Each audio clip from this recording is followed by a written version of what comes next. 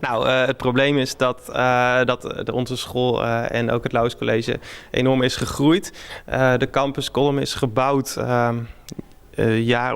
is natuurlijk net gebouwd, maar een jaar of 5 geleden ongeveer is natuurlijk vastgesteld voor hoeveel leerlingen het gebouw gebouwd moest worden. En toen is er rekening gehouden met demografische omstandigheden.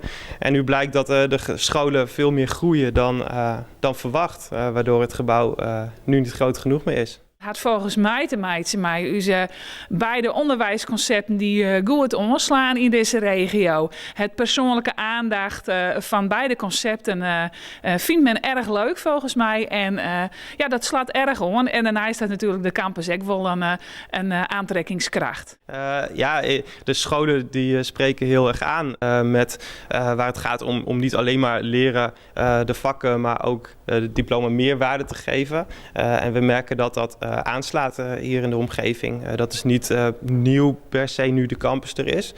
Maar dat is al jarenlang zo. En de campus Kolm, het gloednieuwe gebouw met alle nieuwe mogelijkheden, heeft dat natuurlijk wel enorm versterkt.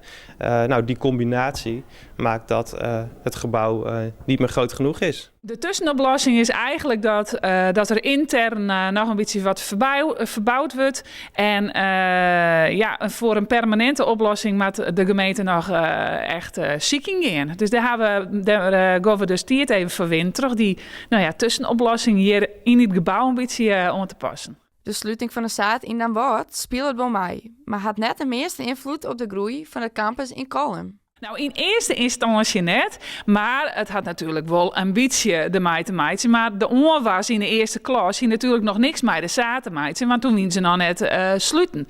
Dat is dan letter besluiten. Dus ja, in eerste instantie had het er net mee te maken. Letter binnen natuurlijk wel leerlingen bij kwamen, maar net in die mate dat we daar een gigantische grote klasse voor extra vermeren kunnen. Dus ja, we binnen eigenlijk op eigen kracht al groeid.